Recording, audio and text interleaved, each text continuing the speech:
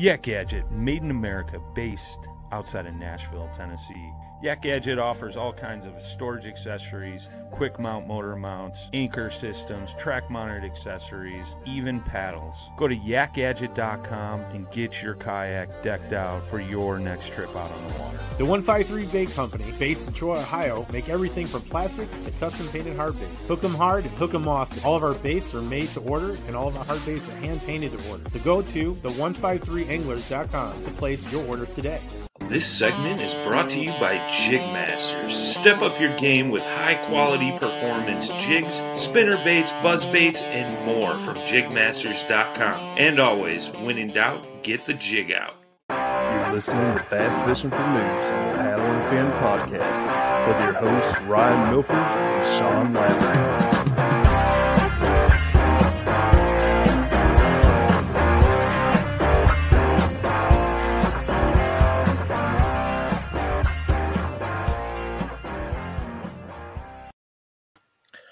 Welcome back to Bass Fishing for Noobs on the Paddle and Fin podcast. I'm your host Ryan and got my co-host Sean. How you doing, Sean? Good. How are you, sir? I am here finally. But yeah, so tonight we got a really cool episode. We've done similar episodes to this, just me and Sean before, but I think it's really cool to do something similar to this with our guest tonight. We have Mr. Andew Hayes from the Tackle Talk podcast. Welcome, sir. Hey, how's it going? Going good, man. It's good. So Andew, he does a if you don't know his podcast already, you should if you don't, because it's really good quality and really good podcast. But yeah, it does Tackle Talk podcast, and he reviews a lot of gear and all that kind of stuff. And we thought it'd be cool to bring him on and we talk about, kind of getting into kayak fishing. What are really, I see posts all the time, if you're in like the kayaking for beginners or whatever it's called, Facebook group on Facebook or any of those groups, see all the time, like, how important is it to have an anchor? What do I need for accessories on my first kayak? I see it all the time. So I feel like you could just do an episode on this every week, and people can get information that they needed. But yeah, so we're going to talk about what are the necessities that you really need, and we're going to go kayak fishing specific instead of recreational kayaking, because that seems to be a lot of people. But yeah, welcome to the show, Andew. I'm excited to do this one.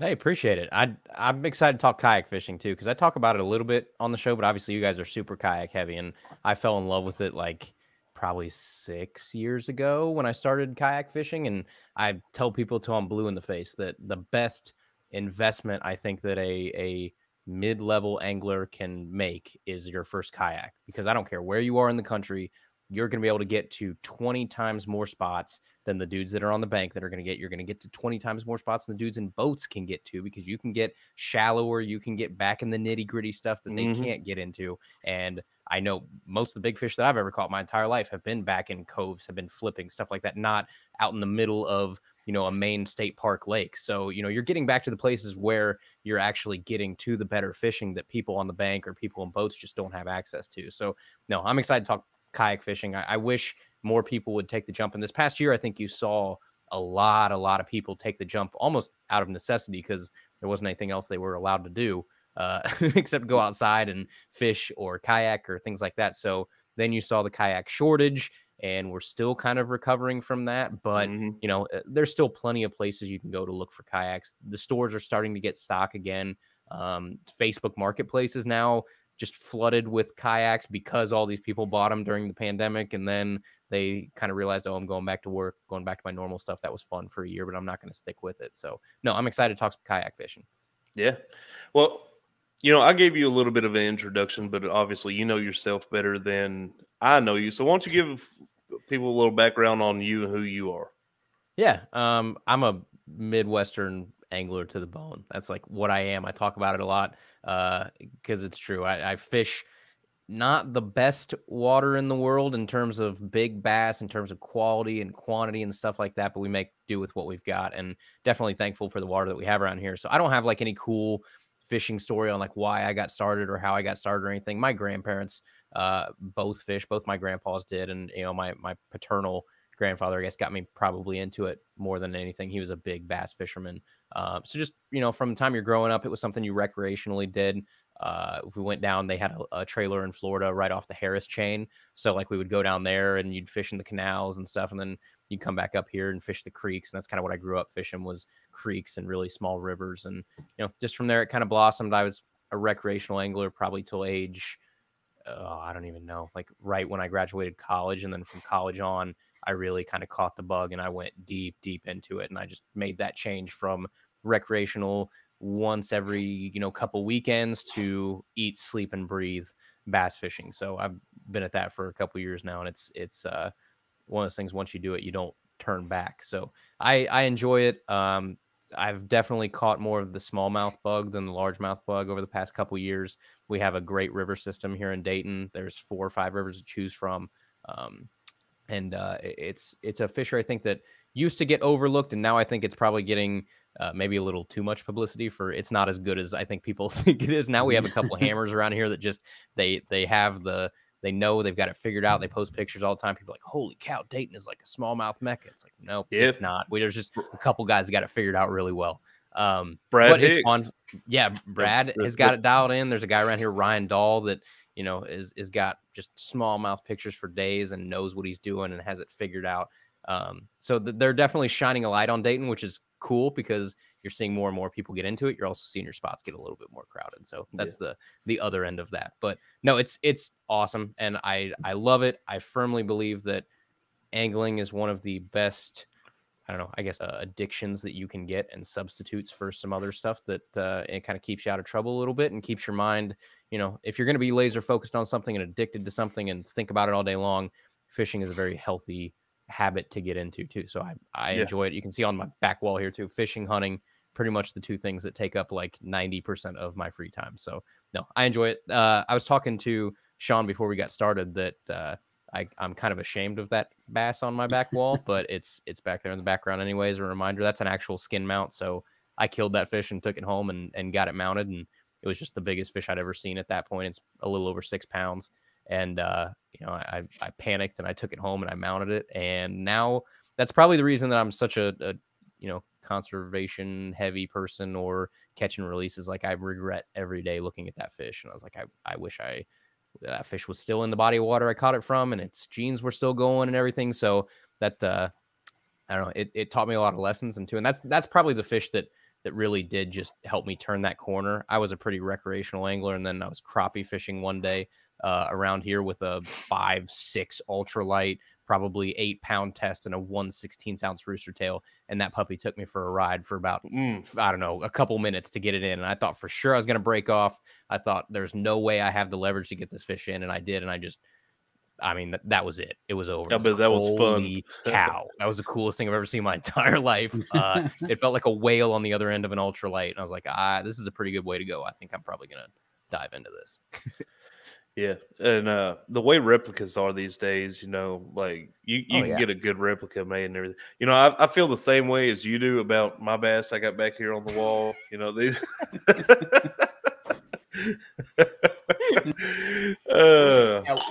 which one of those is your PB, Billy Big Mouth? Yeah, the Christmas one. Yeah, the Christmas one. He's got the hat on, you know, to show that he's PB. Yeah. Man, I wish he was still swimming around. I can't believe you killed Christmas bass. I know. I got to get one of these things working where I can just hit the button and it starts singing. Then they don't work. They're there for visual only, but yeah, I mean, replicas are crazy nowadays. Like even if I caught a once in a lifetime bass that I knew, like, I need to have this mounted, it's 12 pounds or whatever, and it's from, you know, public water in Ohio, like this is it, I would still choose a replica purely off of aesthetics, like not off of, you know, the health of the fish. That's a whole different conversation, but just that is going to last forever. It's fiberglass. That's fish skin. Like that's not going to last forever. That's going to deteriorate. You can try and take care of it the best you can, but if you've ever seen a skin mount of a fish, like 50 years later, it does not look pretty. A replica mount's still going to look the exact same 50 years later. So yeah, I try and encourage people as I don't know, as much as possible, like look into repos because they're crazy. And there is some wild, they're artists. They really are. I don't know what else to call them. Like the people that do the replica mounts now, you see them on Facebook and stuff. They are insanely realistic, that look more realistic than the actual fish that's behind me. So yeah, I definitely think that would be cool. I was telling Sean too, one of these days I want to catch a replica worthy smallmouth to complete my little wall back there and have him facing the other way and just have it nice and symmetrical and done. But I need to step up my smallmouth game before that happens. Right on. And that's something I wish I would have been able to get all the measurements on my PB when I caught it, but something that I feel like I need, and I guess it kind of goes along with the theme of this show tonight, is one of those, like, I'm not sure exactly, one of those seamstress tape measures, or you know what I'm talking about? Like if you go try on a tuxedo or something, they get all your measurements, all that, something like that, where you can get the girth of the fish and all that.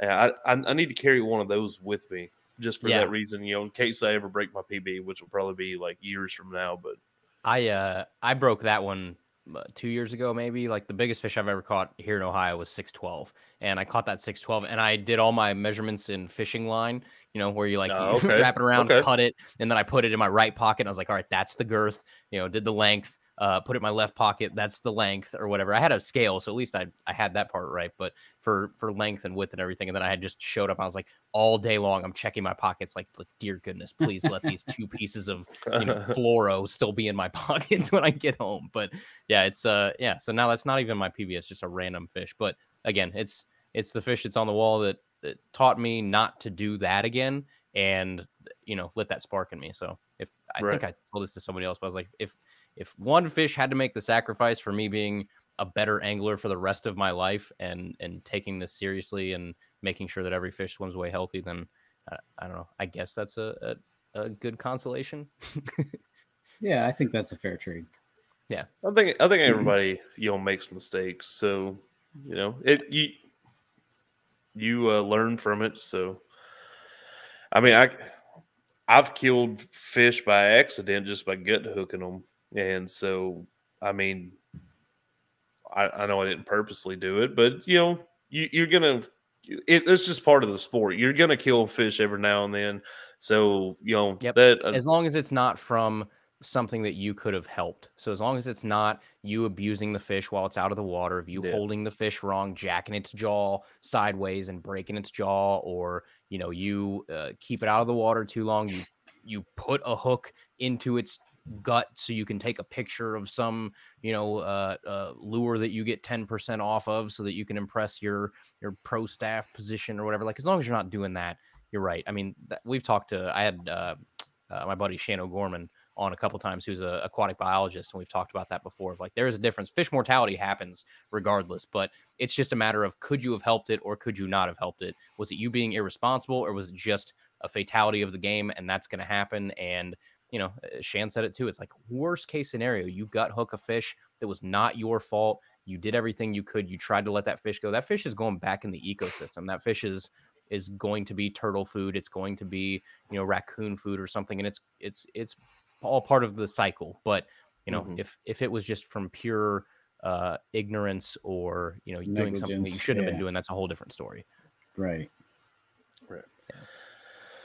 All right. So, on the subject for tonight, you mentioned a little bit ago, like we saw a big boom last year in the kayaking community, and something I don't know about all the other states, but I know here in Tennessee we also saw a big boom in kayak related deaths because of inexperienced people getting on the water. It's kind of bound to happen.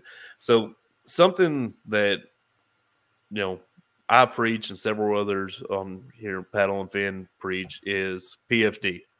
Wear your PFD, because it don't matter how good of a swimmer you are if undertow or whatever you want to call it sweeps you under, or if you hit your head on a rock and get knocked out, or if you're tangled up in fishing line or whatever. It don't matter how good of a swimmer you are. Nope. But But yes, so what's your take on PFDs? You hear different things. You hear, some people were like, oh, just as long as you're wearing a PFD, it don't matter what kind it is. You hear, get a quality one. You hear people like, oh, well, just get an inflatable, and then don't get an inflatable because they're not reliable. So what Right. you review a lot of gear, so I imagine you've probably done PFDs at some point. So what's your take on that? I think it depends on a couple things. Obviously, all water is different. So if you're like, I do a lot of like shallow water, creek and river and stuff like that. That's going to be a whole different, I think, probably conversation than if you are on a 30-foot deep lake out in the middle of nowhere too, because current comes into play. And, for instance, like if I'm on a river and you're worried really about the current and you're worried about getting swept under logs or under log jams, things like that, I don't really think an inflatable PFD is probably, and again, I've never been swept under a log, so I hope I never find out, but I would assume that a traditional life vest would do you better in that scenario than something that could be punctured or popped, and then you don't have that protection anymore. Where if you have a true foam or floating PFD, at least that's going to help you in certain scenarios. If you're out in the middle of a lake and there's no chance of you hitting something sharp or, a rock or something that could pop that, then that might be a different story. So I'm not going to pretend like I'm perfect on this either. I'm definitely a do as I say, not as I do kind of person. But the way that I approach it most of the time on big lakes, I'm a really good swimmer.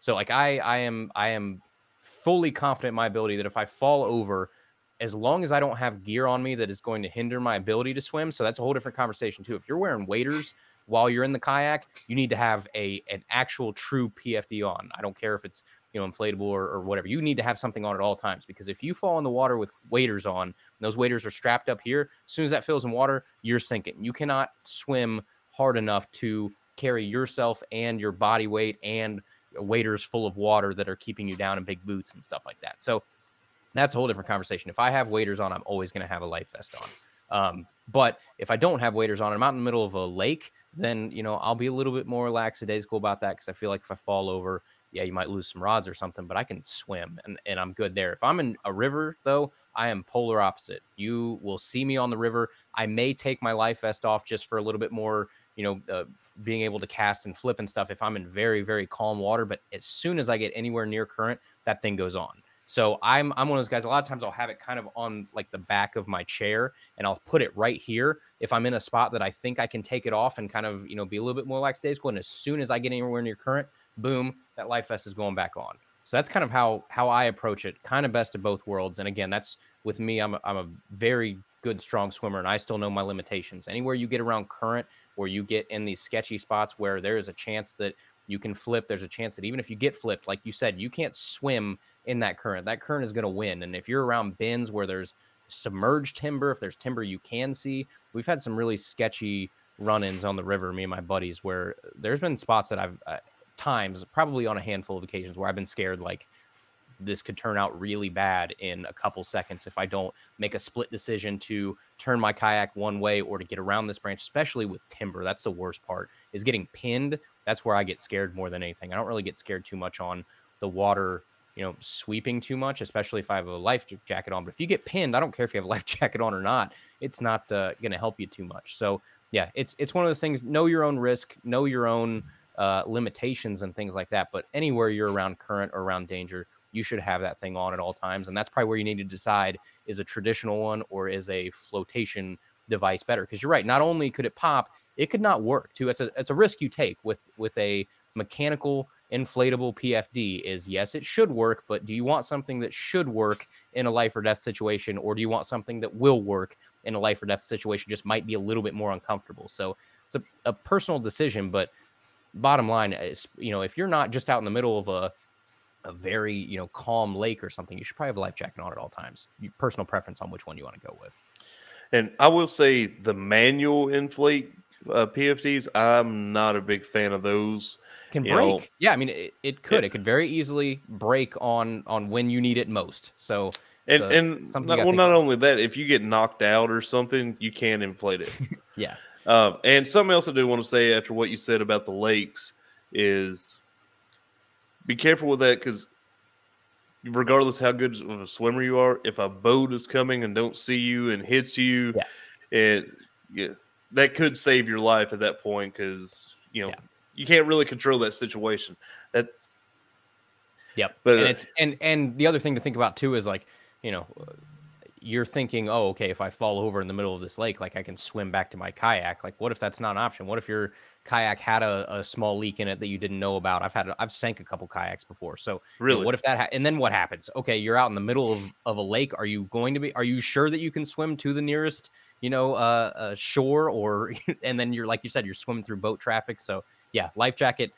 I'm not going to pretend like that's not the best answer at all times. I just know that if I say that, I know someone's going to take a picture of me out in the middle of the lake with a life jacket. I'll be like, you lied to me. No, but 90% of the time I have one on. It's when I'm feeling very, very confident. I'm right by a shore. I'm flipping in, super, super shallow water or something like that. I fall out. I can touch right there and there's no current. Then, that's maybe a little different scenario, at least in my eyes. If I'm flipping in 4 foot of water and I'm flipping reeds in a glorified pond and I fall over, I'm going to have a bad day, but I can walk back to the shore. But yeah, you need to have a life jacket on at all times. And you made a good point too about banging your head up against something and not being able to inflate something properly. That's something a lot of people don't think about with like current in general. Is the current may not, the full power of the water may not be your only problem, right? You can fall, like you said, you can hit your head, you go unconscious. I don't care if you're in 6 inches of water. It doesn't matter. You can drown right there.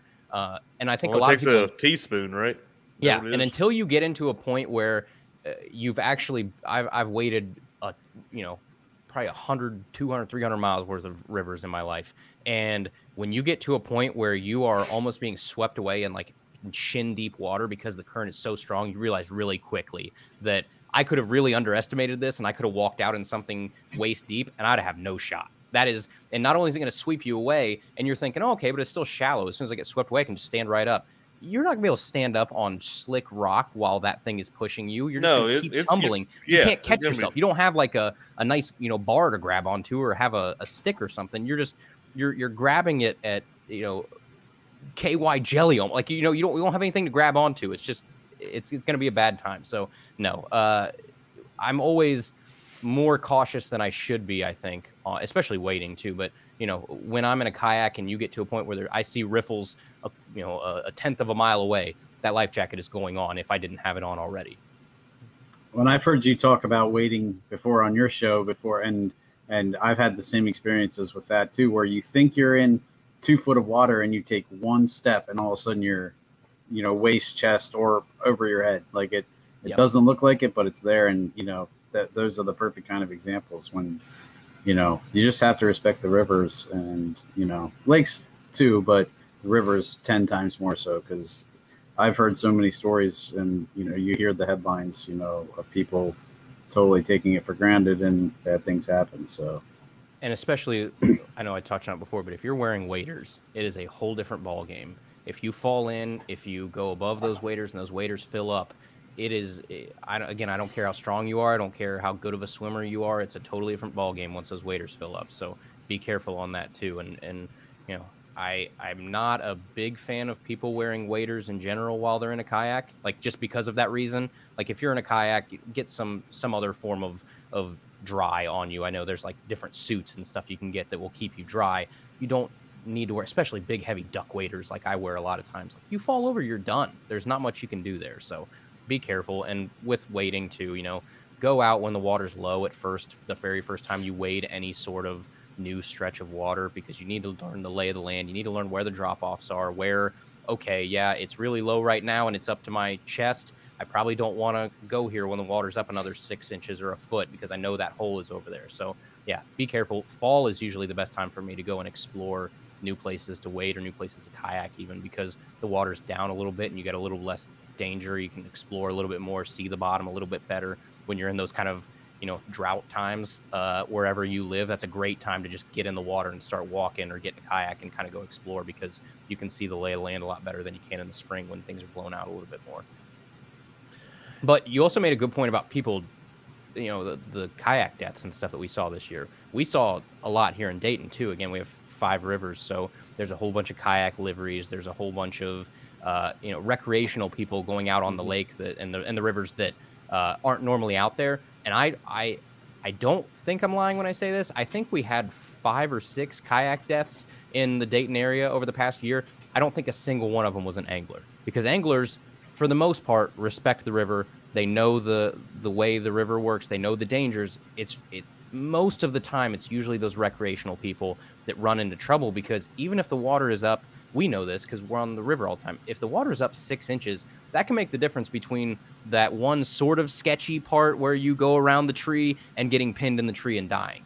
6 inches and another 300 cubic feet of flow can make the difference between a great day out on the river and, oh my goodness, there were 4 spots that are very dangerous. And if you don't know what you're doing, and that's only your 3rd time in a kayak ever, you can't maneuver around that. So yeah, I just wish people would be a little bit more careful. I don't want to see it go to this extent, but I wouldn't be surprised if you look back 5-10 years from now and you have to take some sort of class or have some sort of license to go out on like public water, especially rivers, by yourself. Yeah, I was actually showing my daughter this recently. Took the kids out on a kayak, and we paddled upstream, and we got up to some riffles and jumped out and dragged our kayaks up through the riffles, and then we were coming back down. And I was showing her like that over there's a strainer. Avoid that at all costs. Keep the kayak straight going down through here. See where it's kind of a arrow shape. That's where you want to go through. You don't want to go through like where it's like bubbling up and all that, because that's a rock right there and all that kind of stuff. Trying to show her that. But one more story I wanted to add to the whole lake thing. It popped in my mind as we were talking about it. Last year, somebody posted on Facebook here local to me around, I believe it was on Percy Priest Lake in Nashville. There was a girl that posted a story about, there was one time last year where it was just a calm, normal day. I was sitting on my back patio, and then all of a sudden, here come this wind, and it was crazy wind, like the full-grown trees back here were just bent over, and I'm sitting here on the patio, and it hit me in the face and like kind of took my breath. Well, apparently she was on the water with her friends in kayaks when this happened. And so they're just, having a normal day out on the lake, and all of a sudden this crazy wind hit, and so they were paddling for their life trying to get to the bank. Her friends made it. She didn't. It blew her to like the middle of the lake, flipped her over. She's like trying everything to, I forget exactly what I'm wanting to say. She tried to grab her cooler or something to help her float. She didn't have her PFD on. She ended up getting to one of those buoys, like the buoy showing the main channel and stuff, and grabbed a hold of that and held on to it for dear life until it calmed down and her friends were able to come out there and get her. But like, man, this is crazy to me. She's probably lucky to be alive, but I'm glad she shared that story to get people right. Yeah, I mean, you should. I'm almost surprised there's not like a and maybe there is certain places, but like a law on that, because it's going to turn into like seatbelts, right? Where it's like, okay, yeah, if it makes sense that if you're going to be doing something dangerous, they probably, there should be some sort of rule or regulation on you have to have that on at all times. Especially like at least at public places. Yeah. Right. The only issue, save people from themselves. Yeah. The only issue with that is where's the cutoff? You're like, okay, you say kayaks. Okay, what about canoes? They're pretty similar. Okay, you got to have it in canoes. Like, well, a lot of these kayaks are almost as wide or more wide than the bottom of a John boat. So what about the John boat? And you just keep on. Yeah, it's I mean, so I wouldn't be surprised if you see it on, I don't know, whatever you define as like personal watercraft, maybe. So it would probably be, kayaks, canoes, jet skis. I believe jet skis in a lot of places already do have that law. Okay. Yep. So like stuff like that. Because I mean, there's always going to be a cutoff someplace. It always kind of blows my mind that I have to wear a seatbelt in my car. I could get fined, but the guy riding beside me on a Harley doesn't have to wear a helmet. So like stuff like that, they obviously show they're fine making a cutoff at some point. It's just, where do you make it? But yeah, I wouldn't be surprised if in the next couple years, some of this stuff probably changes. Unfortunately, it takes people, tragedy, I guess, to make some of these changes. But it's like, I wouldn't be surprised if you have to have a kayak safety course or license or something, or for boats too. It kind of blows my mind you don't have to have a boating license. In PA, you do. Well, okay. You have to have an actual license for you as the boater. For a jet ski or a boat, you're supposed to. I think to drive a jet ski in PA, you have to have the boater safety course, like the card. So I wouldn't be surprised if that goes to kayaks and stuff at some point too. Down here in Tennessee, I assume it's jet skis too, but boats with motors over a certain horsepower, I believe it's like 6 something or 9 something horsepower. If you were born on or after January 1st, 1989, you have to go through a course and have like a license. If you're born before that, you don't have to have it. And the only reason I know that exact date is because I'm at that cutoff where I don't have to get it by less than a month. I was born December 6th, 88. So awesome. But yeah, that is kind of crazy what you said. You know, Ohio don't require motorcycles to wear a helmet. I know Kentucky don't. I believe Indiana don't. Here in Tennessee, we're such like a red state, less regulation and all that. We do require motorcyclists to wear motorcycles. So that's I wonder crazy. I mean, all this is going to be state regulated, obviously. But yeah, I wouldn't surprise me if to go on a, because the state has power over, state parks, for instance. So maybe it's for all state park lakes. They're going to say if you are out and on the water and not on shore, if you are on some sort of watercraft, you need to have a life jacket on while moving, maybe, or something like that. So I don't know. I wouldn't be surprised if some of the stuff changes because, once you have a year like we had here where 5 people die on the rivers and stuff, you got to imagine people are starting to talk and stuff's at least being thrown around as, an option to change laws or change regulations or stuff. If it wasn't at least a discussion, I don't know if those people would even be doing their jobs very well. You should probably at least talk about it. Like, okay, we had 5 people in Dayton pass away on the rivers. What are we doing wrong? Not saying, more regulations is right or less regulations is right, but I'm assuming that discussion is happening. Yeah. And education should be a key thing in that too. Like, and for anybody out there that don't know what they're doing on the rivers or something, reach out to somebody. Kayak community is cool. Like a lot of people will mind, giving you tips or even letting you come out with them sometime.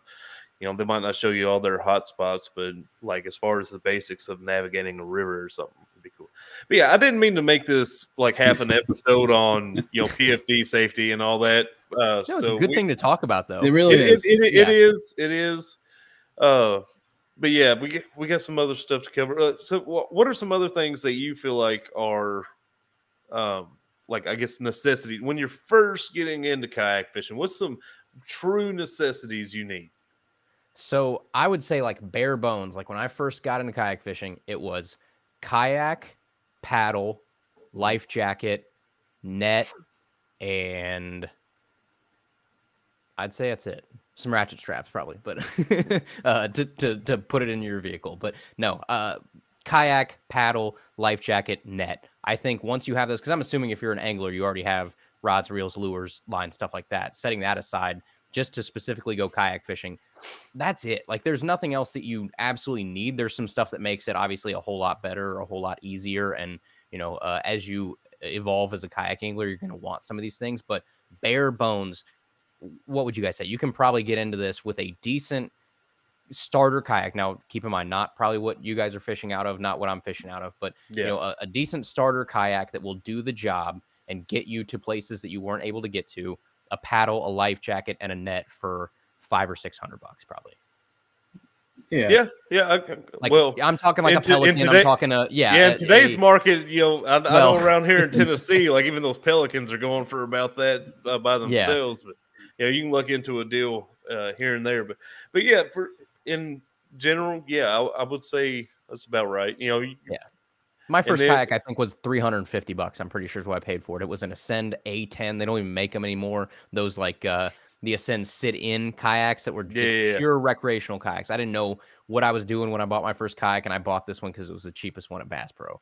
And I learned really quickly that sit-in kayaks suck to fish out of. But it was a good, learning kayak. It definitely taught me, I think, and again, I don't know what you guys think, I think it's easier to tip a sit-in kayak than it is to tip a sit-on-top kayak because of the way the bottom hull is. So it taught me, I think, a little bit better on maneuverability, because once I upgraded to a sit on top kayak, I was like, oh, this is a piece of cake compared to, that was a little bit tippier. I could fall out of that one if I, really wasn't paying attention or took a corner too sharp or something like that, because you get a little top heavy when you move over the side. But on my kayak now, I can do jumping jacks on it if I want to, and you can't tip that thing. So yeah, it's I had a very not ideal entry level kayak that I used for I think 2 years, and I bought a cheap paddle for like $50 and a $10 life jacket, like an actual life jacket, like not an inflatable one, just one that you would get to go boogie boarding or something if you were at the beach, and a $10 like Frable net, and that was it.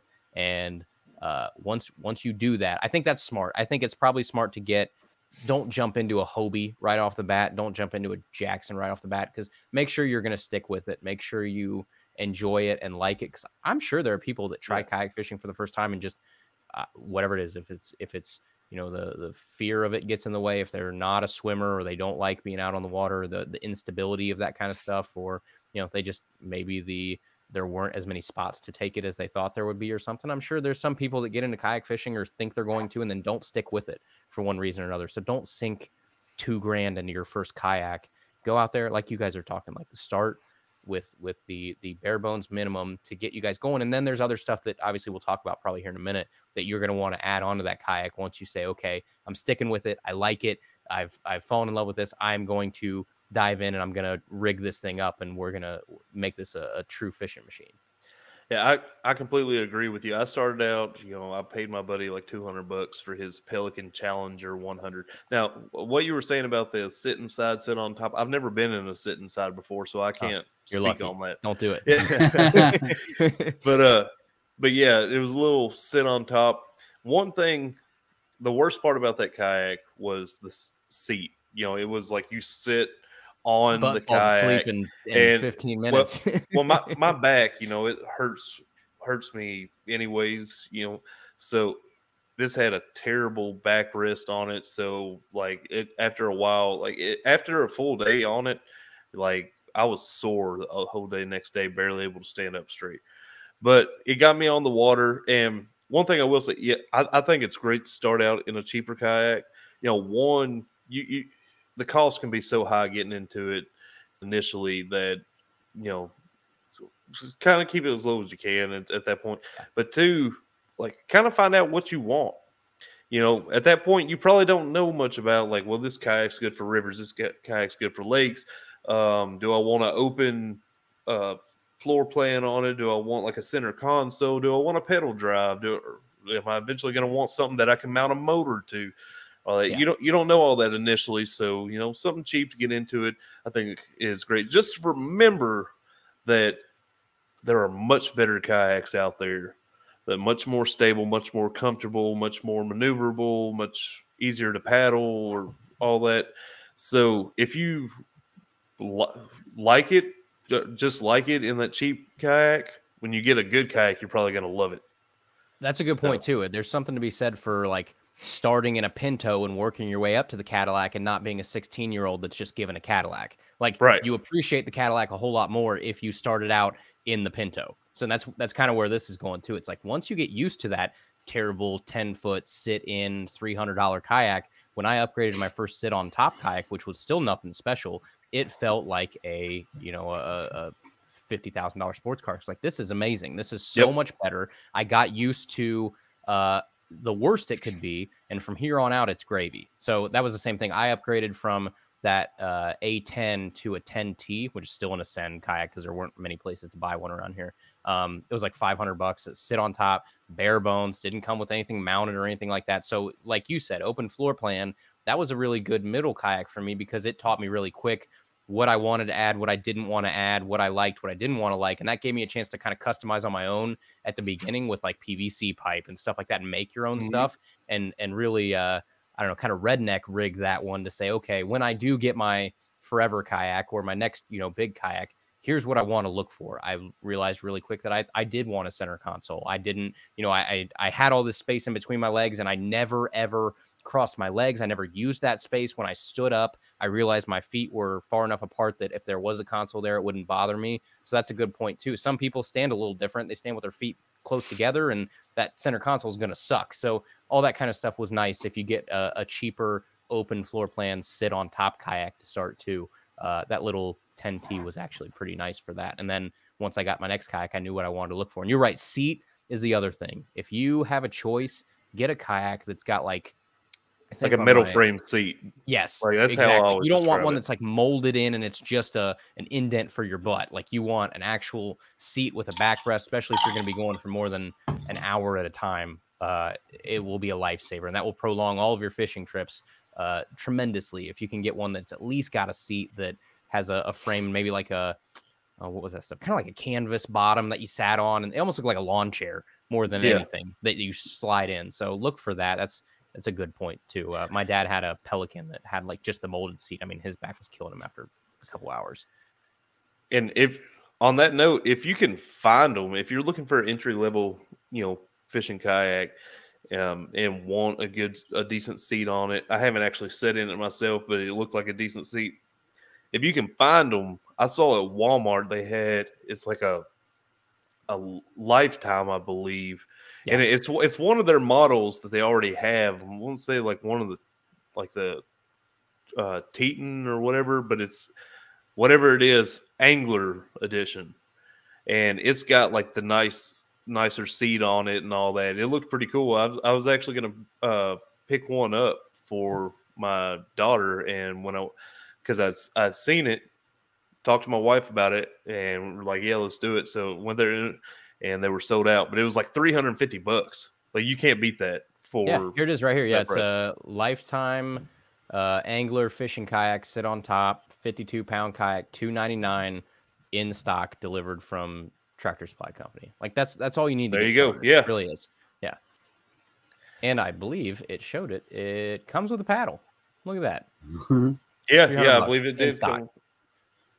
So like that just shows you though that, again, you don't need to sink $2,000 in your first kayak. Get the necessities, try it out, figure out what you like. You said, it's a really good point too, because you might think what you want, or you see somebody else's kayak, be like, oh, perfect example where I thought for sure I wanted like a big fish finder mounted to the side of my kayak, like on the rail mount there. I just see people with it on it. It looks sick. It looks like it would be way better than having that fish finder in the middle where, you might be able to tee off on it when you go to cast or something. And I found out really quick. I tried one of my buddies that had it mounted on the side. I hated it.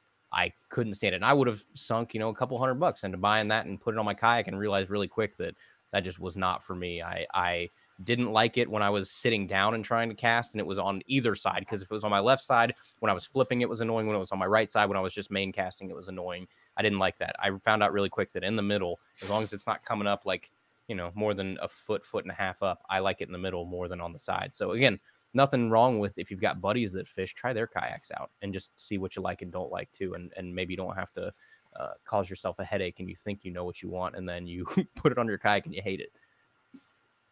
Yeah, and we've talked before too. You mentioned it. Just try. Find a place where you can try something if you're thinking about it, if at all possible, because you might think it's the best thing, and you get it out in the water, and you're like, wow, I really don't like how this tracks, or this is a lot harder for me to move around than I anticipated. That kind of thing. The huge kayaks that are super stable are nice, but they're also heavy. And they're also like barges to turn at times, depending on what you get. So, definitely, if you can, try them out on the water and make sure that what you think you want is actually what you really want. So.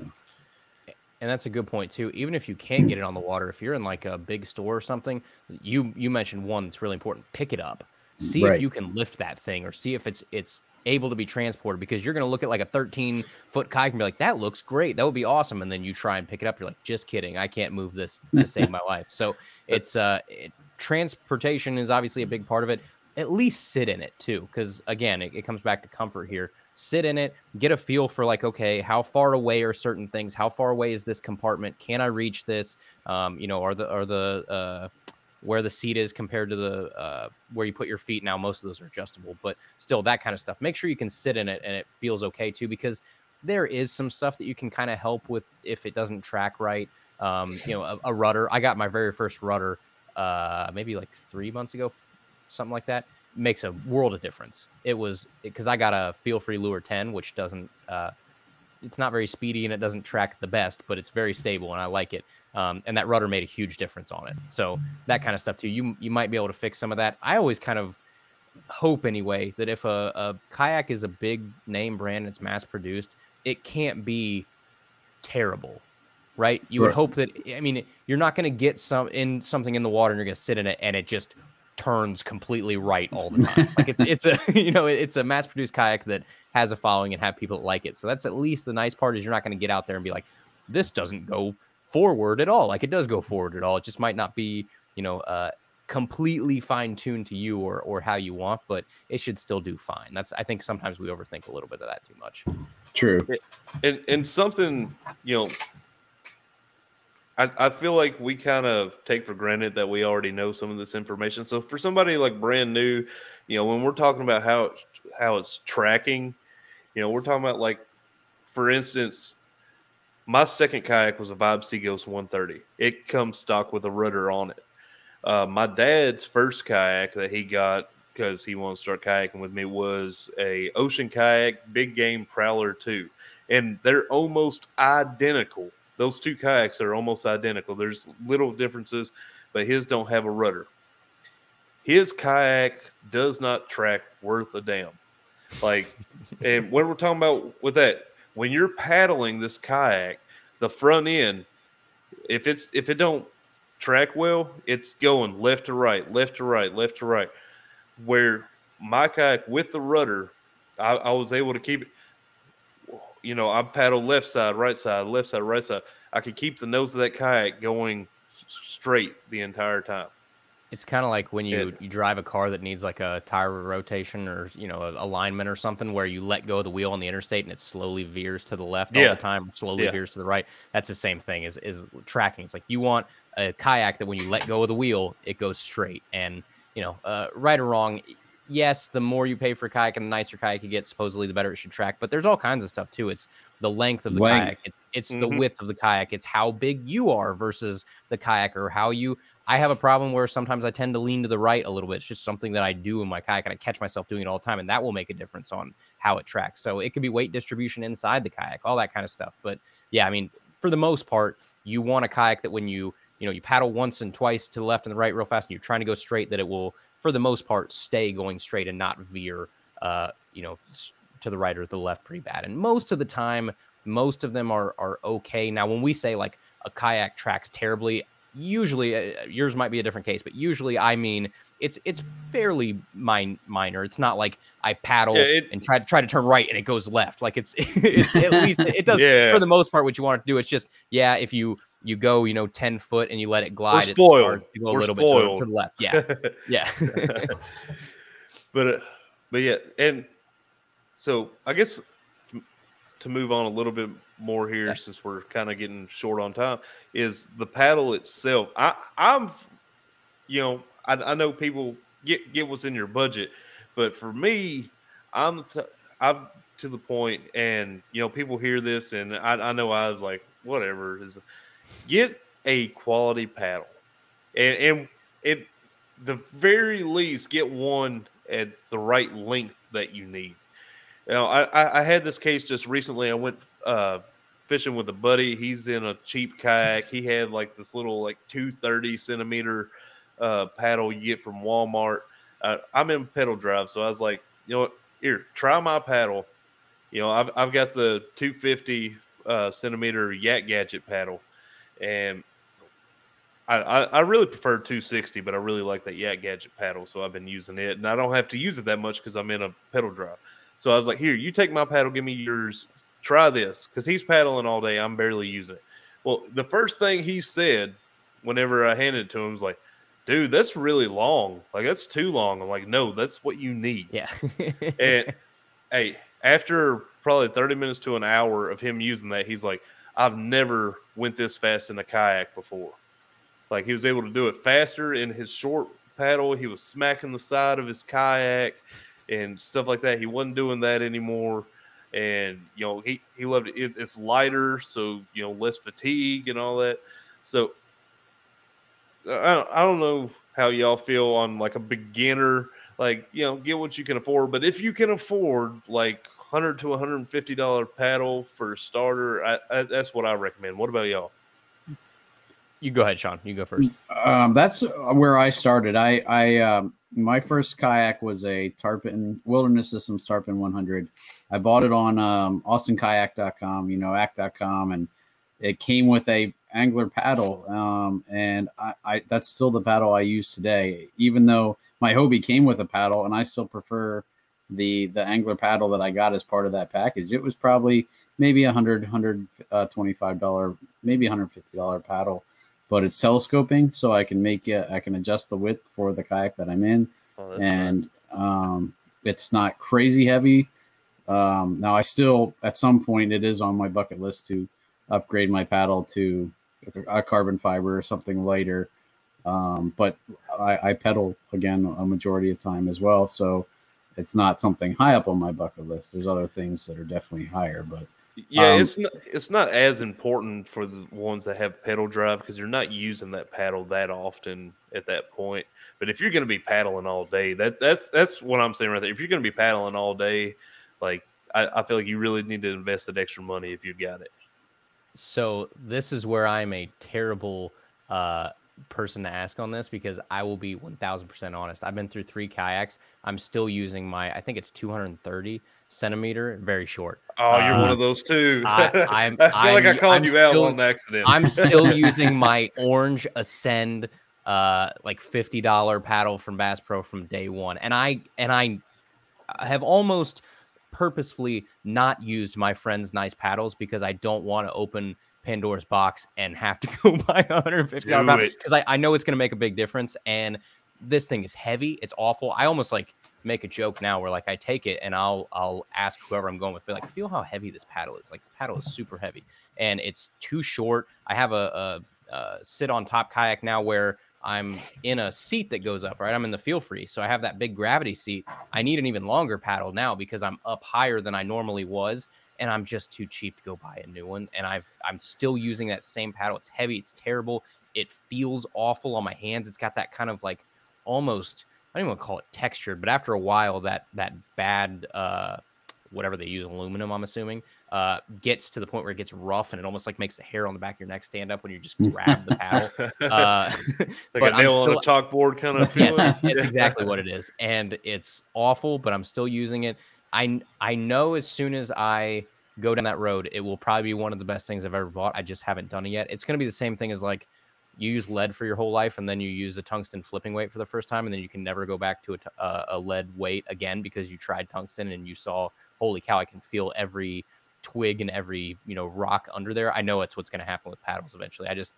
I get really overwhelmed too because I don't know anything about paddles. I don't know what makes one different than the other. They all seem like, you know, very expensive things that do the same thing mine does. But I know after 8 hours a day of getting one that's probably 20 to 30 centimeters longer and weighs half the weight that I would love it. But I just haven't taken that dive yet. So I'm in the same boat as probably the people listening that I'm reluctant to change, but I know it will happen eventually. Yeah, man, that's probably one of the best buys you can get. See, I was one of those people who was like, I really don't want to spend the money on that. Like, I got a paddle. It works fine. And then, you know, the first time did a meetup at Dale Hollow with Paddle and Fin. Josh Eldridge, he was in a pedal drive, and I was like, can I use your paddle since you're pedaling? He's like, sure. So he's actually got one of the nice ones, like $300 bending branches ones. What is what my buddy Ryan has? It's a really nice bending branches one. Yeah, the Angler Pro or something like that. But yeah, man, paddling with that thing, that was nice. I could, you know, I'm an out of shape guy. You know, 6 foot 250. You know, I'm not in the best shape in my life, but you know, I could paddle for a mile straight across the lake and, you know, be fine to keep going a little further. Where with that little cheap paddle, man, like I was you know, I was lucky to make it like half a mile without having to stop for a couple seconds to take a break. And dude, it does make an incredible difference whenever you're paddling a lot. And I ended up getting me the Bending Branches Angler Classic in 260 is like $140 or something like that. Really? And yeah, that was great. And then Yak Gadget, you know, we're a big supporter of them. They support us. So when they came out with their, I believe it's called the Quick Water, you know, right now he only makes it in a 250 centimeter, but he's got plans for other lengths in the future. But, you know, that 250 is actually great. It's actually lighter. It's in the same price range as like $150, same price range as that Bending Branches Classic. But, you know, it's a little bit shorter, but it's lighter, and man, it's been a great paddle so far. This might be a dumb thing, or it might already exist, or if not, somebody ought to make one eventually. Do they make so like your Bending Branches, when your nice paddle, it snaps off and comes in two pieces, right? Mm-hmm. So why doesn't someone just make like a 10 centimeter extender to That's put true. in between, like to That's snap, interesting. snap, and then it's 260 or 270 or whatever, and you can take it apart? Like, why doesn't someone make a? We might have just made somebody a lot of money, but As soon as we get done here, I'm messaging John and telling him, why don't you? Hey, yep. Here's a $20 extender. Now you get to sell this paddle as it's 250 or 260 or 270 or whatever. I don't know. I can almost guarantee John will do that. Well, I ain't gonna say I'm a guarantee, but I'm about to message him about that. After we get done with that. Just seems like an easy fix. Yeah, Gadget may soon have a paddle extension. But yeah, I know that'll be next. And the worst part, I don't have a pedal drive or a motor or anything. I'm paddling my happy little butt everywhere I go with this terrible paddle. So I know it'll happen eventually. I know I'll get a nice one. But yeah, that's one of those things, man, that once you dive into kayak fishing, like we're talking about, there's certain things that you're going to upgrade that in the beginning may have seemed silly, and you're like, oh, I don't need that. And then it's like fishing too. It's right. You had a $50 rod, and then you had a $100 rod, and then you had a $150 rod. You're like, I'm never going to get to a $200 rod. 4 years later, you have a $200 rod. It's the same thing. We all just very incrementally go up until we're all fishing with $500 G Loomis rods, and we have $2,000. I haven't got that far yet. Well, give it another 20 years. But I don't know. Some other things that I think there's probably other things that eventually people will want and may seem like duh things to certain people, or maybe things that are easy to overlook, like a dry box, or a dry bag or something. I have ruined too many phones and too many cameras and lost too many keys to not have like a floating dry box or a dry bag with me at all times. I had a incident like 3 years ago where I flipped my kayak in really heavy current. I lost all of my gear, was all in the water. I mean, I didn't have, luckily I was able to get most of it back. It took an hour or two, but I was able to get a lot of it back.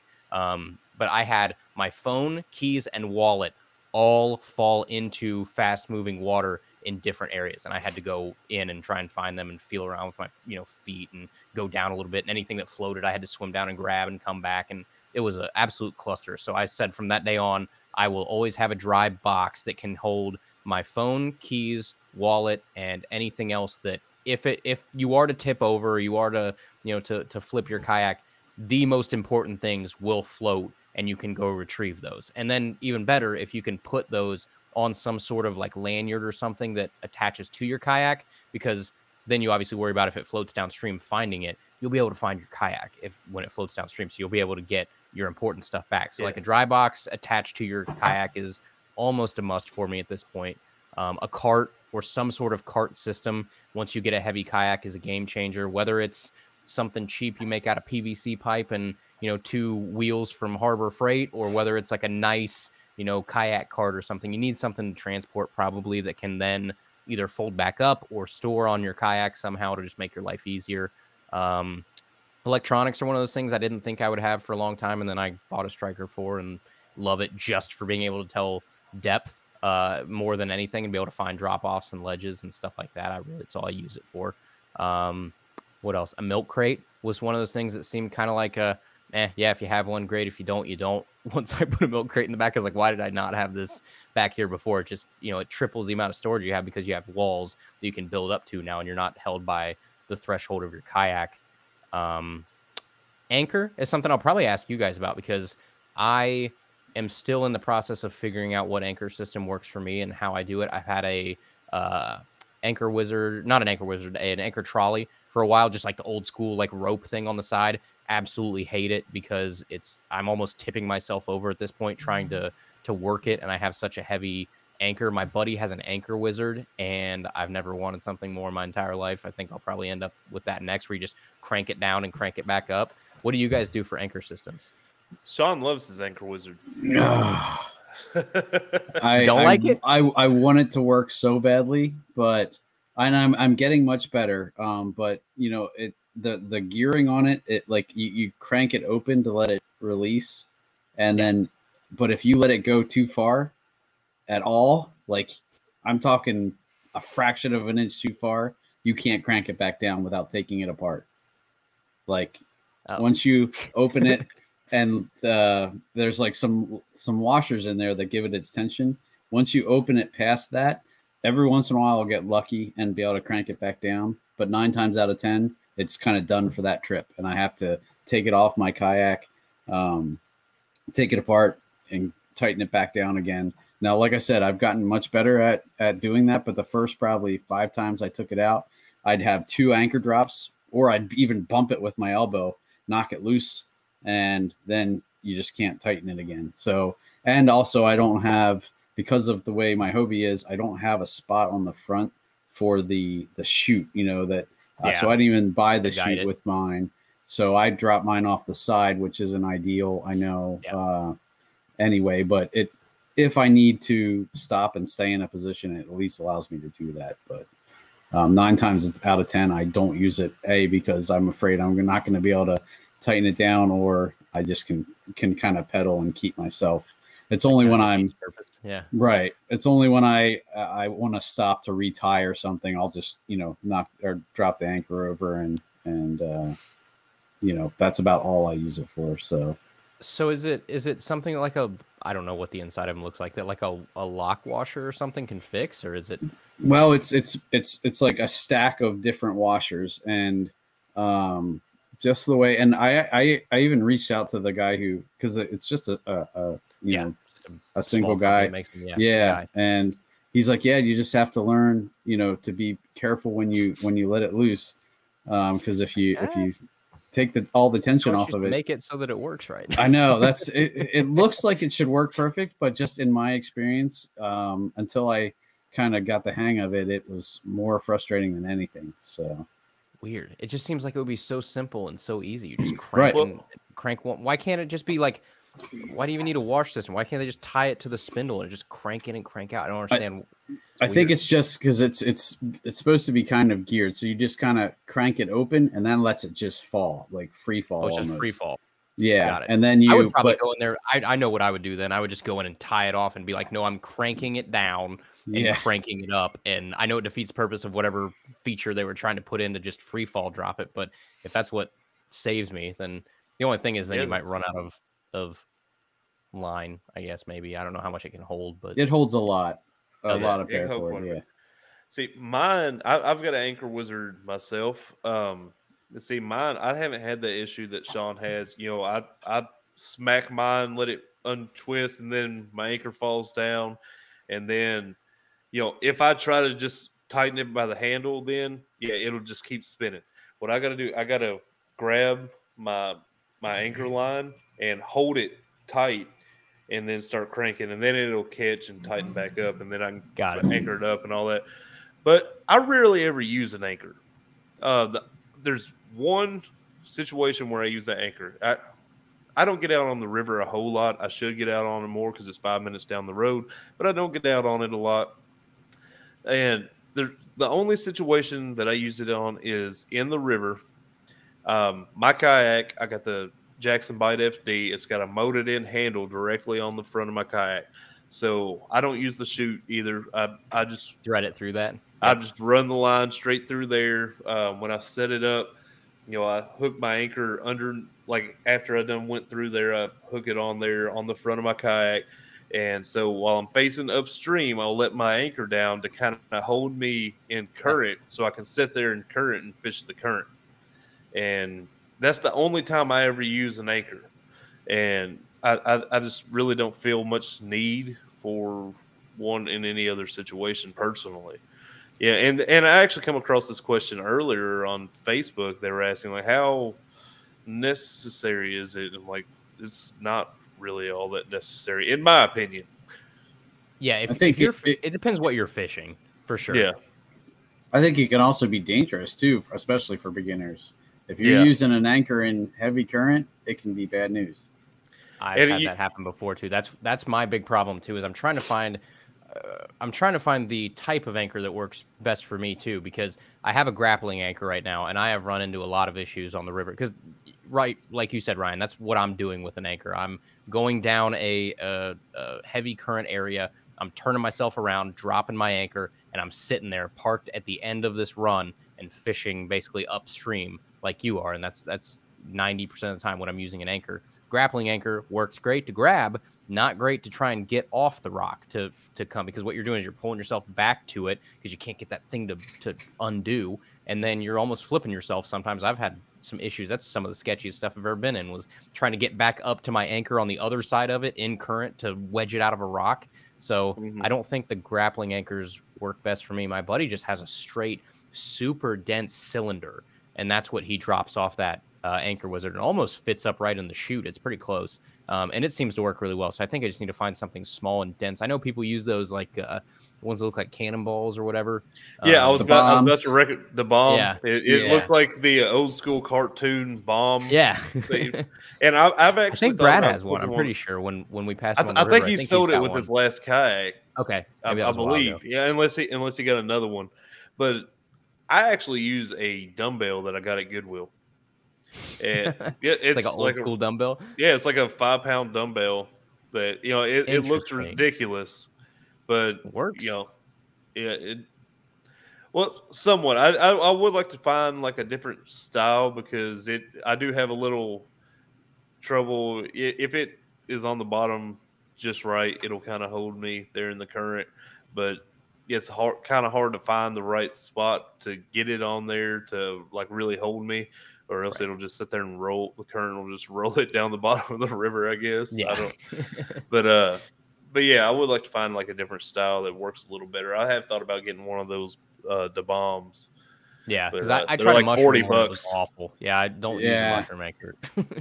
Had a bad time. I haven't tried mine in mud. I have like a more of a ball shaped one, but it has like a little fin on it. I was just looking for it on Amazon to see if I could find it quick, but it works really good on the river, but I don't know how it would be in mud. If it's something that goes down and just kind of sucks in, and then you really have a hard time pulling it out. Yeah, mine was like dirt cheap on Amazon, and it's the weirdest looking thing. It's just like a ball with like a little fin on the one side, and then it has 2 different eyelets you can tie off of. I'll have to keep searching for it. That fin probably just helps grab something a little bit more than just a regular ball. Yeah. Yep. Interesting. Now, something we haven't really talked about tonight that hang on, my hat looks weird. Yeah. Hey, I got to look good for you too. All right. Yeah. But something we haven't really talked about tonight that I feel like don't get talked about enough. And, this is another post that I commented on today. And, the person was like, I didn't even think about any of that stuff. I think there's essentials that need to stay with your kayak that, you may not really think about. Some stuff you may not really use that often. They don't really have much to do with fishing particularly. Now, me personally, I keep a dry bag on my kayak at all times. And in this dry bag, I have a few things. I have an extra prop for my pedal drive. So I've never broken one in the year I've had a pedal drive, knock on wood.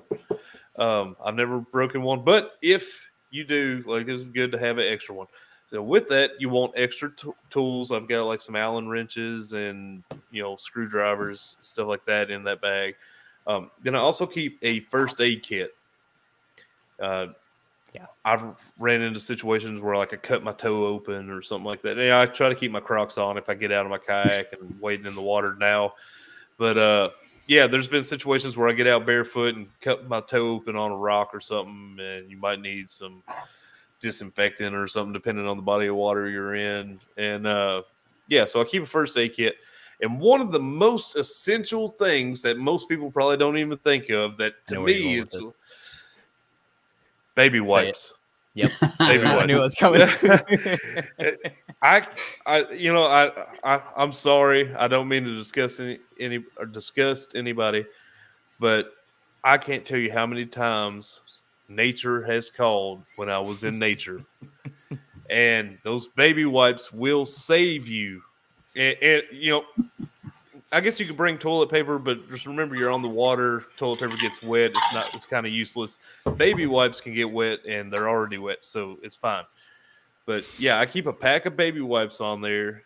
And like I said, I can't tell you how many times they've came in use. And I just, anybody, I don't care if you're recreational or fishing or what, keep some baby wipes on your kayak. Yep. It's one of those things that everybody laughs at until you need it out there. Yeah. And it's not funny. Who's laughing now when you're wiping with a leaf? You better make sure that's the right leaf you got there. I had a buddy in high school that did that with poison sumac one time on accident. Oh man, yeah. I can't even imagine. Straight up couldn't sit down for like a week. Oh. Yeah. So again, not funny. Keep some baby wipes in your kayak and don't be that guy. You made a good point about the first aid kit too. The first aid kit is something you should have, something like that. Was it last year? It was right at the beginning of like when all this weird stuff happened, and we did a big float, and I think it was like 9 miles, like a all day kind of thing. We were going to take our time and hit spots, and I caught a pike. We don't have pike really around here. Like that's not, you very rarely run into pike. I caught a pike. It took my like 2.0 like down the gullet, and I was like, I'm getting this 2.0 back. Like I have a whole trip ahead of me. Packed one chartreuse crankbait. It's dirty. It's way muddier than I thought it was. I'm getting this thing back. Guess what else I don't have with me? Pliers. Of course not. Why would I have pliers with me? Because that would make too much sense. So I say basically this pike has been fairly well behaved the entire time I've had it in the net. It's like, all right, I'm just gonna get it back. And what happens? I reach in there, thing chomps down, and I have like this half second where I'm like, don't thrash. And what's it do?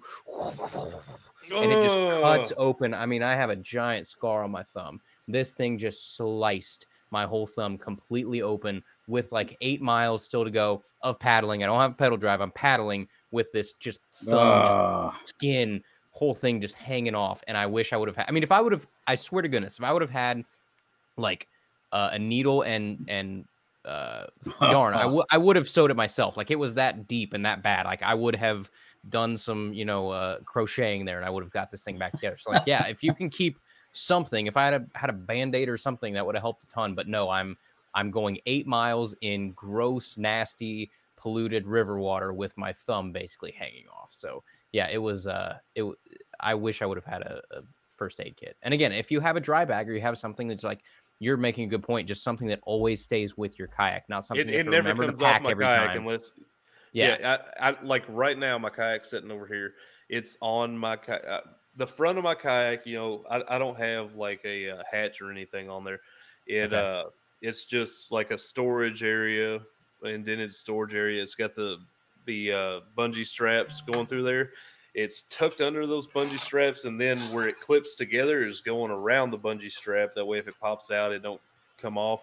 And it never comes off of that spot unless I'm getting something out or putting something in. Yep, that's a very good point. That's, other stuff too. Like if you have, I don't know, if you wear contacts, like put a little contact solution thing in there. Like all that kind of stuff you probably wouldn't think about, but would be a day ruiner if you were like 4 miles into a trip and you don't have something with you. So that's a really good point. I should probably put together something like that. And it probably wouldn't be a bad idea. I don't have it myself, like something like a fire starter or one of those seriously a flare or one of those those warmth blanket thing, or what are they called? Like like a heat blanket, looks like foil, like a thermal blanket, whatever they call them, especially in the wintertime, something like that, because what happens, like say the situation that I spoke of earlier, where like just the wind picked up like crazy out of nowhere, unexpected, and you get blown somewhere, way across the water or something, and you're kind of stuck there for a little bit. Fire starter and that kind of stuff, that could come in handy. Yeah. Especially in the wintertime when it's cold and like you got wet or something, you got to warm yourself up. You need to start a fire. You need that thermal blanket thing and all that stuff. Yep. That's a very good point. But I did find my anchor. You want to see it? Let me see if I can share my screen. Hold on. Where'd it go? I'm picturing the logo from the Major League movie where it's just like a ball that has a mohawk. Oh yeah. So interesting. And it's really not anything complicated, but it really kind of worked well for me. So I get the eyelet on the side of the ball. The eyelet that's on the fin would just make it a ball weight, right? Pretty much. Like that's gonna be straight up in the air. Interesting. So I tend to attach it to the one on the fin, or actually the one on the ball part. Yeah, so that one makes the most sense to me because then you get to use that fin to grab onto things or give it keep it from rolling over on itself. But it never kind of really gets wedged anywhere. It kind of, for the most part, I can pretty much most of the time pull it back. What's the weight options on that? It's $21 from what I can see here. I'll have to look. What is it? It shows down there pounds. It says size and it says 8 pounds. I see it 8 pounds. Mine is definitely not 8 pounds. Mine is way later. Let's see. Oops. So yeah, I think 4, 6. Yeah, I probably wouldn't recommend over 8 pounds for a kayak. Yeah. I'd probably recommend that there was a 6 option. 6, right? I'd probably I have a 7-pound grappling anchor, and that thing feels like it weighs 50 pounds. Yeah, it's huge. Whoops. You got some square bills in that cart there? Yeah, yeah. I just lost my. You just talking about losing your 2.0. I lost a 1.5 just the other day, so I was. Or maybe it was a 1.5. Yeah, it was. I'll have to look back at the pictures. It might have been a 1.5. Yeah. So I really like this. For the 6-pound version, it's $17.99 on Amazon. Yeah. Free shipping with Prime if you got Prime. So $18. Yeah, I really like that. I don't know how much the bomb is, but I thought it was a little more expensive. It's about $40. That's what I thought. Fairly expensive. Now I'm not saying it's not worth it. Yeah. But this right here is me being the cheapskate I am as far as stuff that I don't find too essential. I'm probably going to be getting one of those. Says the guy that's still using his $40 kayak from 6 years ago. That's awesome. But yeah, I mean, it's kayak fishing that's what's cool about it is it's not a giant barrier to entry, I guess. It's one of those things. It's like you can get in bare bones. I mean, we showed you a kayak earlier. We talked about a kayak earlier. It was $300 with a paddle that will get the job done and does have a seat that you could fish for more than 10 minutes out of and not want to, hate your life. So you can get in and you can start getting to spots that other people can't for, $300, $400, $500 and have a decent setup and get out there and at least prove to yourself you're going to stick with it before you go drop, $1,000, $2,000 on a forever kayak. Right. No, and I was going to say too, don't underestimate the used market. You can buy a much higher quality kayak for, about the price you would pay now for a Pelican, just the way it's, prices are so jacked up. So I almost wish I would have went that way at first too. It was more kind of proving to my wife that I would actually, that spending more than $1,000 on a kayak that I was gonna stick with it enough for that to be even an option. And I think after, the first year and me taking it out a gazillion times, she was like, "Oh, okay, this isn't going to be a passing fad. You can, take that leap." And that's when I jumped to the Jackson, and then I loved that, and then I just wanted the pedals, so that's when I jumped to the Hobie. So. I mean, on the used side of things too, if you play your cards right, like you can get some really nice kayaks under $1,000. I got My Lure 10 was brand new. The guy bought it, and he realized really quick that he was a little too big for it, and he needed the 11.5, I think, that they make. So he just sold the 10, and he put it on Facebook Marketplace, and I could not get there fast enough. I was like, I will be there tonight at midnight. Do not talk to anybody. I'm on my way. And I think I've got it for like $600, something like that. Nice. Brand new. I mean, I've heard stories like once. that. Yeah, the guy, like somebody will take it out and decide maybe, hey, kayaking isn't for me. I've heard people getting like crazy deals on a Hobie, like they just don't know what they have. And yeah, dude, we had I can't remember if it was a PA12 or a PA14 back in like November. Somebody posted it for sale and it was sold within an hour because they were asking like $2,000. Had the drive and everything. Yeah. And for anybody that don't know, this is like a $4,000 kayak, new or more, actually, I believe. Yeah. Brand new. With all the bells and whistles, yeah. And this thing here had barely been used. The guy bought it, used it a few times, and it sat in his garage for a year or two and wanted to get rid of it. Didn't know, especially in that market or in the current market where, you know, the kayaks are a little bit harder to find and all that. So, yeah, that's crazy. If anybody around the Dayton area wants a very, very heavily used 10T that's just got maybe 4 or 5 holes in the bottom of it, shoot me a message after this, and I'll get you a friend price on it.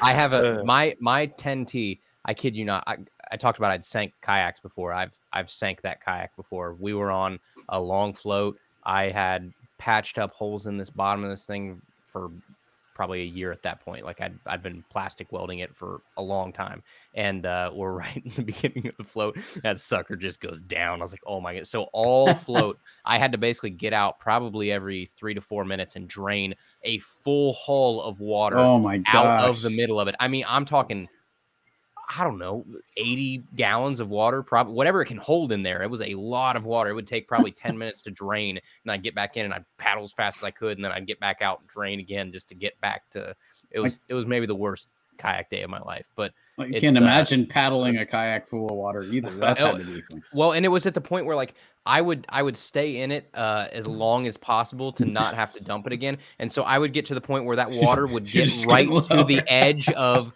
coming over it, and then I would immediately like jerk over and go and pour it out again. And it was like, I mean, I don't know how much a full Ascend 10T of water weighs. Hundreds of pounds. Like it took both of us to just push it up to be able to tip it and get the water over. Ridiculous. But yeah, I mean, that's the other thing about kayaks too, is like, don't be afraid to, I don't want to say abuse a kayak, but I mean, a kayak is a tool. It's made to be used. It's made to get you certain places, you know, go over those rocks, go to those places that you're going to bottom out, but you know, to get to the next spot, right? It's a tool. It doesn't have to be a sports car that goes to the car show every weekend. It's meant to do something. So my goal with all of my stuff, like I'm that way with trucks, I'm that way with kayaks, with everything. I'm going to run this thing into the ground. It's going to get me my money out of it. And if that means I have to buy one a year sooner than you have to buy a new one, so be it, because I'm going to get to the places I want to get to. I'm going to use this tool to fish better. So it's the exact same thing. If I have a kayak that lasts me, you know, 5-6 years, and then I have to give it a sailor's goodbye and sink it to the bottom of the lake, then so be it, because it served its purpose. So shoot the flaming arrow at it. Yeah, that's what this one. I mean, is going to be. The whole bottom of it is orange because I use those $5 5-gallon buckets from Home Depot to plastic weld it. So it's a black kayak, and the whole bottom of the keel is just nothing but bright orange because it's just Halloween killers. But, yeah, that's good practice. At least you know you can patch if you have to. Oh yeah, and it's really not that hard to do, as long as you don't burn the original plastic of your kayak too much and make your hole bigger before you patch it. But yeah, I mean, that's probably a good thing too. Don't be afraid to scratch the bottom of your kayak. Once you take it out the first time, that bottom is going to be scratched. The same thing with buying a used kayak. Don't flip it over and be like, oh, there's a scratch on it. This has been,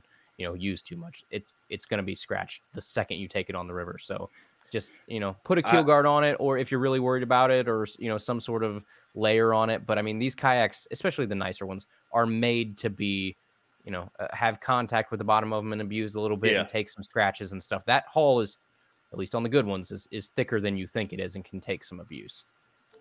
Yeah, I agree with you. There's only one thing, like one situation where avoid, like for newer people, especially in the cheaper kayaks, if you like as much as you can, avoid dragging it on pavement and gravel. Yeah, get a cart. Yeah.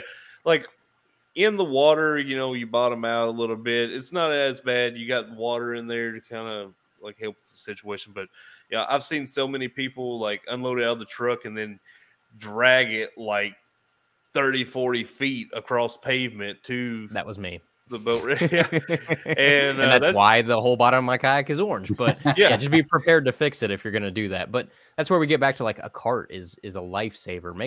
I made a cart for that Ascend 10T out of 2 wheels from Harbor Freight and literally PVC pipe wrapped around them, and then they went through the scupper plug holes, and that was the way I made the cart.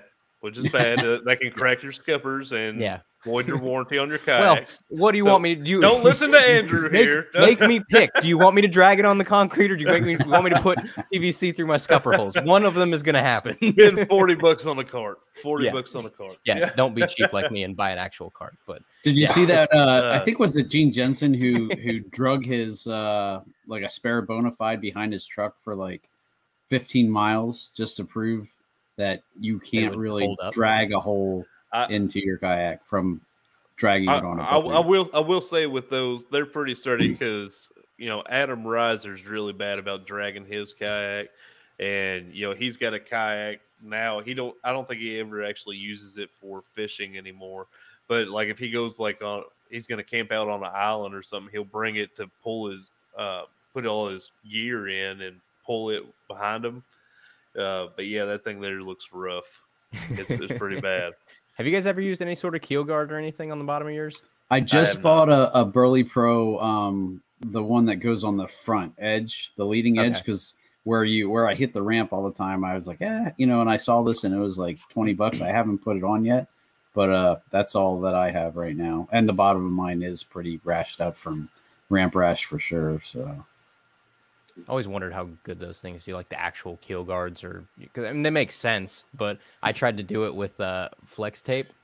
Yeah, no, I've heard of people trying that too, and yeah, it just leaves your bottom a sticky mess. And it like the second that you scrape something, it scrapes that flex tape off, and you're just left with goo on the bottom of this kayak, and it's disgusting. So that's exactly what I heard. So I thought I had a cheap fix. Doesn't work.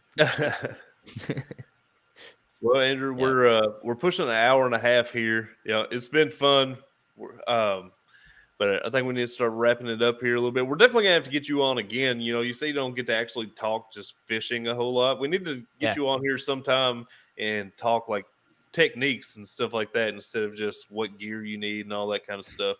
Let you cut loose and talk some technique a little bit. But, yeah, it's nice. Like I was telling Sean before we started, I was like, I'm used to being the person that like.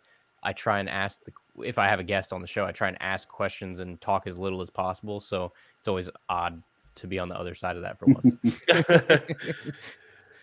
Well, if you want to real quick, shout out, social media, sponsors, all that good stuff.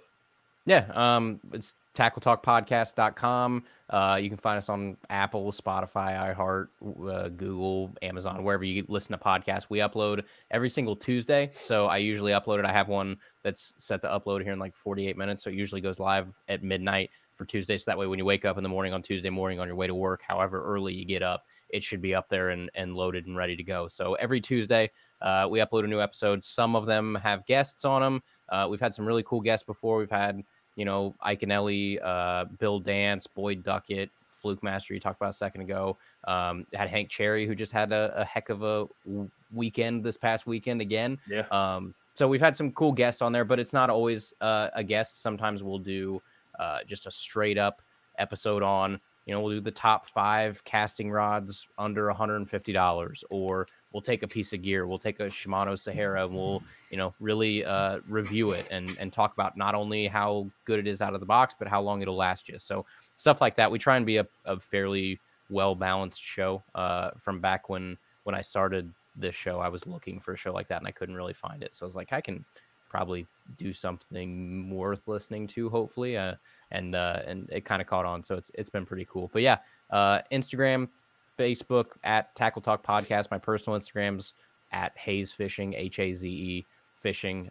We have some great supporters of the show. We just got American Legacy Fishing, who is the new title sponsor of the show. Those guys are fantastic. If you've never ordered from them, Midwestern dudes that have a cool shop over in Indiana. They carry G. Loomis and Dobbins and Shimano and all that kind of stuff, and fast shipping, good dudes. So yeah, we've been lucky too, but it's been a whole lot of fun, and I love talking to people. So shoot me a message if you want to talk fishing. If you guys want to, do this again and you want to talk fishing, let me know. I'll talk anytime, anywhere.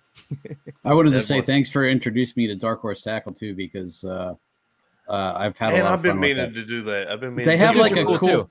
They have like a cool. The one I got to start was like an $8 where you get two things. Like this month, I got Jig Masters Shaky Head and something else. So I was actually already familiar with that Jig Masters because they're a big sponsor of our show too. But definitely, I mean, it's not a bank breaker, and it is cool stuff that you might not get in like one of the other big name boxes. So that was always my big gripe with those other boxes. I've worked with a couple of them before, and I like the concept of them, but eventually what happens is they just get stale. It's just cheap off-brand stuff that they're trying to unload in these boxes. And the dudes at Dark Horse are like, hey, we're, let's put some local stuff in here, at least some different stuff that you can explore. And some of the stuff that you're right, like you'll get it and you'll be like, I know these people. It's like Cybered Outdoors is a company that I used to order a lot of like jig making parts through. The Mike over there, I think he's in Missouri, Kansas maybe. But just one-man shop that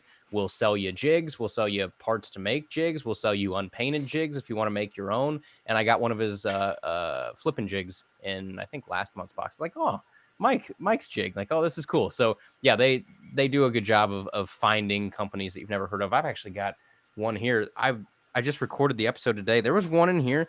This is a local company. Look how good that packaging is. Like, that's wild. Wow. That looks like, I don't know, like something I would find at Bass Pro or something. I was really impressed. Yeah. That's cool. It came with like a little note on the back from like the dudes that make them, I guess. Like that kind of stuff's cool to me. I'm impressed with how well these local companies can do their packaging, can make their products, and it's the same dang price that you're going to pay for you're going to get a nice flipping jig versus a bitsy bug jig that's going to bend out the second that it looks at a twig.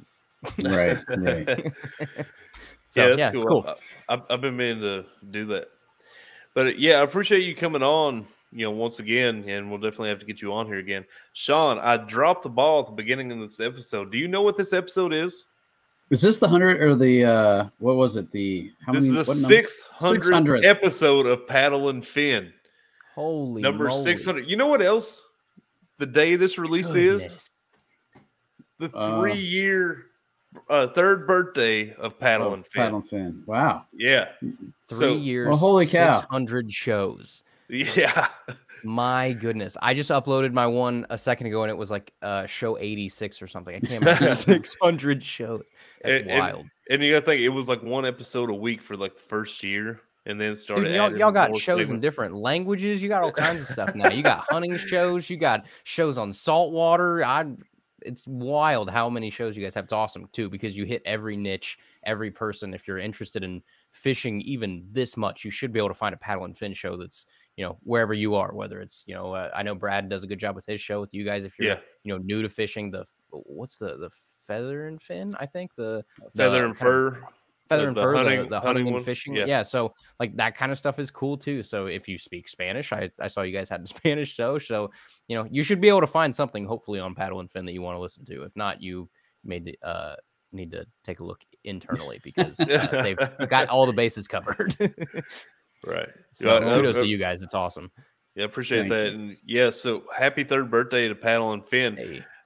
If you're listening to this on the day it comes out, make sure you check out our Facebook page on that Monday night, and we're going to be doing a big live stream shindig kind of thing. So yeah, make sure you check that out and come join us. And we'll have different guests on, have different hosts on, and I believe we're going to try to have some giveaways and all that kind of stuff. So yeah, if you're listening to this on the day it comes out, then tonight, make sure you check out the Facebook page, Paddle and Fin Podcast, and look for the live stream. Cool. Do it. Yeah, that's going to be say hey. All right. Well, Andrew, thank you so much for coming on. Keep up the great work. Like I said, I look forward every Tuesday morning on my drive to work to checking out the new stuff you're bringing. So keep up the good work. Thanks again for coming on. To everybody else, all the listeners, this has been the Bass Fishing for Noobs segment on the Paddle and Fin podcast, bringing you the techniques, the tricks, and the tips to help you rip more lips. Thanks, guys. Later, yo. Thank you. Thanks for tuning in to another killer episode on Paddle and Fin. Don't forget to go check out our website at paddle_and-fin.com. Don't forget to check out the YouTube channel at Paddle and Fin. If you got a question, comment, want to hear from a future guest on a future episode, feel free to email us at paddle_and-fin@gmail.com. Don't forget to follow us on social media at Paddle and Fin on Facebook and Instagram. Shout out to our show supporters, Angler. The Angler button and app just makes for a better time on the water and creates a virtual logbook for every fishing outing out on the water. Shout out to Rocktown Adventures, located in northern Illinois, for all your kayaking, camping, and hiking needs. Shout out to Jig Masters Jigs. When in doubt, get the jig out. Go to jigmasters.com